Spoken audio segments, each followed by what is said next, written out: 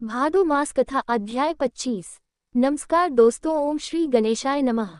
क्षमा किसे कहते हैं? फूलों को कुचलने के बाद पंखुड़ियों द्वारा दी हुई सुगंध ही वास्तव में क्षमा है। हरे कृष्णा। इसी सुविचार के साथ आप सभी का दिन शुभ और मंगलमय हो। इससे पहले की कथा सुनने के लिए आप सभी का बहुत बहुत आभार। आज सुनिए आगे की कथा। मुनियों ने कहा, हे मुनि, अब हम परम बुद्धिमान बलराम जी के शौर्य और पराक्रम का भी वृतांत सुनना चाहते हैं। आप उसी का वर्णन कीजिए। व्यास जी बोले, मुनियों, बलराम जी इस पृथ्वी को धारण करने वाले साक्षात भगवान शेष है। उनकी महिमा अनंत है, वे अप्रमेय है। उन्होंने जो कार्य किया उसका वर्णन करता हूँ, ध्यानपूर्वक सुनो। दुर्योधन की पुत्री कुमारी लक्ष्मणा स्वयंवर में जा रही थी। उस समय जामवंती के पुत्र वीरवर सांब ने उसे बलपूर्वक हर लिया। ये देखकर महापराक्रमी कर्ण, दुर्योधन, भीष्म और द्रोण आदि बहुत क्रोधित हुए। उन्होंने सांब को युद्ध में जीतकर कैद कर लिया। ये सुनकर संपूर्ण यादवों ने दुर्योधन आदि पर बहुत क्रोध किया और उनका विनाश करने के लिए बहुत भारी तैयारी कर डाली। तब बलराम जी ने यादवों को रोककर कहा कि मैं अकेला ही कौरवों के यहाँ जाता हूँ, वे मेरे कहने से सांब को छोड़ देंगे। इसके बाद बलराम जी हस्तिनापुर में जाकर बाहर के उद्यान में ही ठहर गए, नगर में अंदर नहीं गए। बलराम जी को आया जानकर दुर्योधन आदि कौरवों ने उन्हें गौ अर्घ और जल भेंट किए। ये सब विधिपूर्वक स्वीकार करके बलराम जी ने कौरवों से कहा, राजा उग्रसेन की आज्ञा है कि तुम सब लोग सांप को शीघ्र छोड़ दो। बलदेव जी की यह बात सुनकर भीष्म, द्रोण, कर्ण और दुर्योधन आदि के क्रोध की सीमा नहीं रही। राजा बालिक आदि भी कुपित हो उठे। उन्होंने यदुकुल को राज्य के अधिकार से वंचित जानकर बलराम जी से कहा, बलदेव, तुमने एक ऐसी बात कह डाली है। कौन ऐसा यदुवंशी है जो कौरवों को आज्ञा देगा? अगर उग्रसेन भी कौरवों को आज्ञा दे तब तो हमें राजाओं के योग्य श्वेत छत्र धारण करने से क्या लाभ होगा? इसलिए तुम लौट जाओ। सांब ने अन्यायपूर्ण कार्य किया है, इसलिए तुम्हारे या उग्रसेन के कहने से हम उसे नहीं छोड़ सकते। हम लोग यदुवंशियों के माननीय हैं। कुकुर और अंधक वंश के लोग सदा हमको प्रणाम किया करते थे, अब वे ऐसा नहीं करते तो ना सही, लेकिन स्वामी को सेवक की ओर से यह आज्ञा देने की बात कैसी? हमने तुम लोगों को अपने समान आसन और भोजन देकर जो सम्मानित किया उससे तुम्हारा अहंकार बहुत बढ़ गया है। इसमें तुम्हारा क्या दोष है? हमने ही प्रेमवश नीति नहीं देखी। बलराम, हमने तुम्हारे लिए जो यह अर्घ निवेदित किया है इसमें केवल प्रेम ही कारण है। हमारे कुल की ओर से तुम्हारे कुल को अर्घ देना कदापि उचित नहीं है। ऐसा कहकर कौरव चुप हो गए। उन्होंने श्री कृष्ण के पुत्र को बंधन से मुक्त नहीं किया। इस विषय में उन सब ने एक राय कर ली थी। वे सब के सब बलराम जी को वहीं छोड़कर हस्तिनापुर में चले गए। कौरवों द्वारा किए गए आक्षेप से बलराम जी को बड़ा क्रोध आया। वे घूरते हुए उठकर खड़े हो गए और पैर की एड़ी से उन्होंने जोरदार पृथ्वी पर प्रहार कर दिया। महात्मा बलराम की एड़ी के आघात से पृथ्वी विदीर्ण हो गई। वे अपनी गर्जना से संपूर्ण दिशाओं को गुंजा कर कम करने लगे। वे आंखें लाल लाल और भर टेढ़ी करके बोले, अहो इन सारहीन दुरात्मा, कौरवों को अपने राजा होने का इतना मद, इतना अभिमान है क्या? केवल कौरव ही सम्राट पद के अधिकारी है? हम लोगों का प्रभुत्व कुछ ही समय के लिए है। क्या बात है जो यह महाराज उग्रसेन की अलगी आज्ञा को भी नहीं मानते? देवताओं और धर्म के साथ सचिपति इंद्र भी उनकी आज्ञा की प्रतीक्षा करते हैं। इंद्र की सुधर्मा सभा में भी इस समय महाराज उग्रसेन ही विराजमान होते हैं। इन कौरवों का राज सिंहासन तो सैकड़ों मनुष्यों की जूठन है, उसी पर इनको इतना संतोष है। धिक्कार है इन्हें। आज से उग्रसेन ही समस्त राजाओं के भी राजा बनकर रहे। अब मैं इस पृथ्वी को कौरवों से हीन करके ही द्वारकापुरी को लौटूंगा। कर्ण, दुर्योधन, द्रोण, भीष्म, बालिक, दुशासन, भूरी भूरी श्रवण कौरवों को उनके हाथी, घोड़े और रथों के सहित मार डालूंगा और वीरवर शाम को उनकी पत्नी के साथ द्वारकापुरी में ले जाकर उग्रसेन आदि बंधु बांधव का दर्शन करूंगा। अथवा देवराज इंद्र की प्रेरणा से हमें शीघ्र ही पृथ्वी का भार उतारना है, इसलिए समस्त कौरवों के साथ उनकी हस्तिनापुर नगर को अभी गंगा में डाले देता हूँ। ऐसा कहकर क्रोध से आंखें लाल किए बलभद्र जी ने अपने हल्का मुख नीचे की ओर किया और चार दीवारी की जड़ में धंसा करा, जोर से खींचा।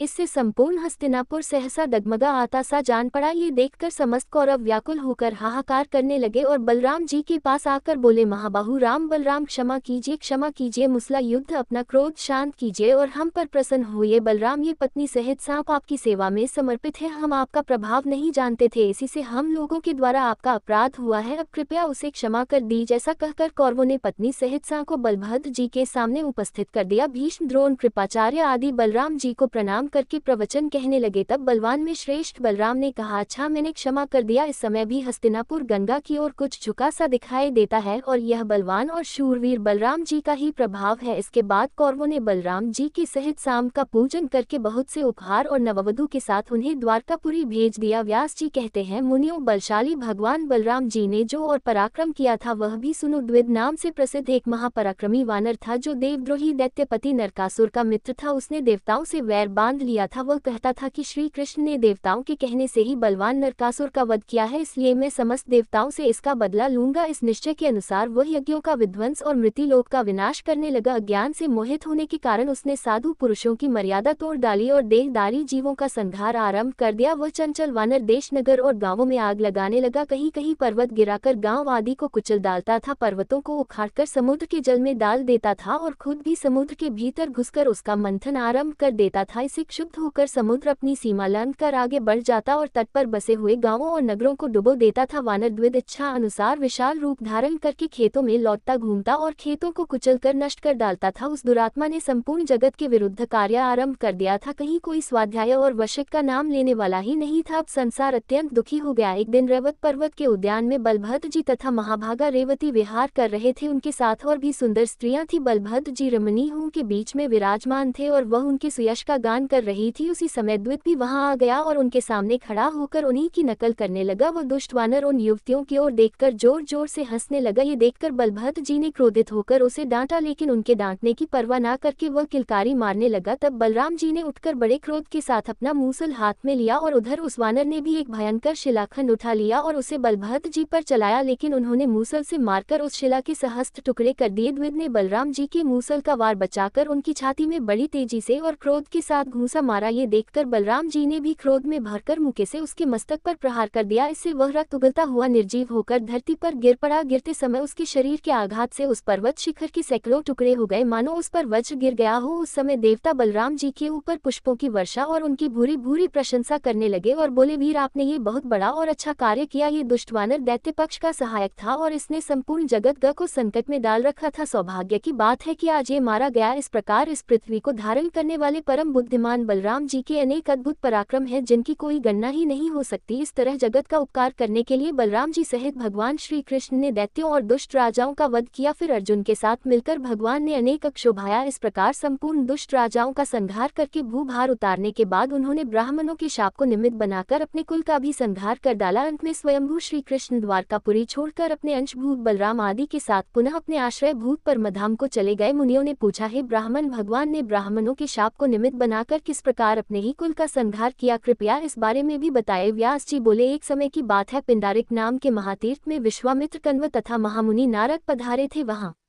यदुकुल के कुमारों ने उनका दर्शन किया। वे सभी कुमार यवन के मध्य से उन्मत्त थे, इसलिए भावी की प्रेरणा से उन्होंने जामवंती कुमार सा को स्त्री के वेश में विभूषित किया और मुनियों को प्रणाम करके विनीत भाव से पूछा, महर्षि हो, ये स्त्री पुत्र की इच्छा रखती है, बता यह अपने पेट से क्या जानेगी। वे महर्षि दिव्य ज्ञान से संपन्न थे, फिर भी यदु कुमारों ने उनके साथ छल किया। ये देखकर उत्तम व्रत का पालन करने वाले उन महर्षियों ने यादवों के नाश के लिए शाप देते हुए कहा, ये स्त्री एक मूसल पैदा करेगी जिससे संपूर्ण यदुकुल का संहार हो जाएगा। उनके ऐसा कहने पर यद कुमारों ने पुरी में आकर राजा उग्रसेन को संभाल के सुनाया, साम के पेट से मूसल पैदा हुआ। उग्रसेन ने उस मूसल के लोहे को कुटवा कर चूर्ण बनवा दिया और उसे समुद्र में फेंक दिया। वह चूर्ण एरका नाम की घास के रूप में उत्पन्न हो गया। मूसल का जो लोहा था उसे चूर्ण कर देने पर भी उसका एक टुकड़ा बचा ही रह गया। उसे यादव गण किसी प्रकार भी चूर्ण नहीं कर सके। उसकी आकृति तोमर के समान थी। वह टुकड़ा भी समुद्र में फेंक दिया गया था, लेकिन एक मत्स्य ने उसे निगल लिया। उस मत्स्य को मछेपरों ने जाल बिछाकर पकड़ लिया। जब उसका पेट चीरा गया तब वह लोहा निकला और उसे जरा नामक व्याध ले गया। भगवान श्री कृष्ण इन सभी बातों को अच्छी तरह जानते थे, तो भी उन्होंने विधाता के विधान को बदलना नहीं चाहा। इसी बीच में देवताओं ने भगवान श्री कृष्ण के पास अपना दूत भेजा। उसने एकांत में भगवान को प्रणाम करके कहा, भगवान वसु, अश्विनी कुमार, मरुदगण, आदित्य, रुद्र तथा साध्य सद देवताओं के साथ इंद्र ने मुझे दूत बनाकर भेजा है। प्रभु देवगण आपसे जो निवेदन करना चाहते हैं वह इस प्रकार है, सुनिए। देवताओं की प्रार्थना करने पर आपने जो इस पृथ्वी का भार उतारने के लिए अवतार लिया था उसे आज 100 वर्ष से भी अधिक हो गए। दुराचारी दैत्य मारे गए, पृथ्वी का भार उतर गया। अब देवता आपसे सनातन में निवास करें। जगन्नाथ, अगर आपको स्वीकार हो तो अब आप अपने परमधाम को पधारिए। श्री भगवान बोले, दूत तुम जो कुछ कहते हो वह सब मैं जानता हूँ, इसलिए मैंने यादवों के संहार का कार्य आरंभ कर दिया है। यदि यदुवंशियों का संहार ना हो तो ये पृथ्वी पर बहुत बड़ा भार रह जाएगा, इसलिए मैं 7 रात के भीतर जल्दी ही इस भार को भी उतार डालूंगा। जिस प्रकार मैंने द्वारकापुरी बसाने के लिए समुद्र से भूमि मांगी थी, ठीक उसी प्रकार उसे वह भूमि लौटा भी दूंगा और यादवों का संहार संहार करके अपने परम धाम को जाऊंगा। देवराज इंद्र तथा देवताओं को यह मानना चाहिए कि मैं बलराम जी के साथ अब अपने धाम में ही आ गया। इस पृथ्वी के भार रूप जो जरासंध आदि राजा थे वे मारे गए, फिर भी इन यदुवंशियों का भार उनसे भी बढ़कर है, इसलिए पृथ्वी के इस महाभार को उतार कर ही मैं देवलोक की रक्षा के लिए अपने धाम में जाऊंगा। भगवान वासुदेव के ऐसा कहने पर देवदूत उन्हें प्रणाम करके दिव्य गति से देवराज के पास चला गया। इधर द्वारकापुरी में दिन रात विनाश के सूचक दिव्य भूम और अंतरिक्ष संबंधी उत्पात होने लगे। उन्हें देखकर भगवान ने यादवों से कहा, देखो यह अत्यंत भयंकर महान उत्पात हो रहे हैं, इनकी शांति के लिए हम सब लोग शीघ्र ही प्रभास क्षेत्र में चले। उस समय महान भगवत भक्त उद्धव जी ने श्री कृष्ण को प्रणाम करके कहा, भगवान अब मुझे क्या करना चाहिए, इसके लिए आज्ञा दे प्रभु। मैं समझता हूँ आप इस समस्त यादव कुल का संहार करना चाहते हैं, क्योंकि मुझे ऐसे निमित्त दिखाई देते हैं जो इस कुल के विनाश की सूचना देने वाले हैं। श्री भगवान बोले, उद्धव तुम मेरी कृपा से प्राप्त हुई दिव्य गति के द्वारा गंधमादन पर्वत पर परम पवित्र बद्रिकाश्रम तीर्थ में चले जाओ। वहाँ की भूमि बड़ी पवित्र है, उस तीर्थ में मेरा चिंतन करते हुए निवास करो, फिर मेरी कृपा से तुम्हें उत्तम सिद्धि प्राप्त होगी। मैं इस कुल का संहार करके अपने धाम को जाऊंगा। मेरे त्याग देने पर समुद्र इस द्वारिकापुरी को डुबो देगा। भगवान के ऐसा कहने पर उद्धव जी उन्हें प्रणाम करके नरनारायण के आश्रम में चले गए। इसके बाद संपूर्ण यादव शीघ्रगामी रथ पर आरूढ़ होकर बलराम और श्री कृष्ण आदि के साथ प्रभास क्षेत्र में चले गए। वहां पहुंचकर कुकुर और अंधक वंश के सभी लोगों ने प्रसन्नता पूर्वक मदिरा पान किया। पीते समय उनमें परस्पर संघर्ष हो गया, जिससे विनाश करने वाली कलग्नि प्रज्वलित हो उठी। दव के अधीन होकर उन्होंने एक दूसरे को ही शस्त्रों से मारना आरंभ कर दिया। जब शस्त्र समाप्त हो गए तब पास ही जमी हुई एरका नाम की घास सबने उखाड़ ली। उनके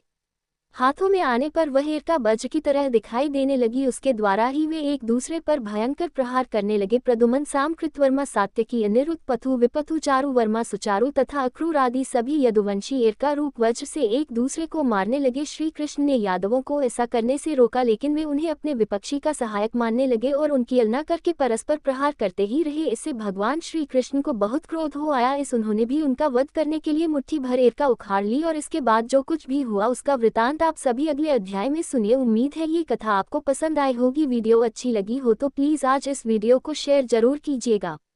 धन्यवाद।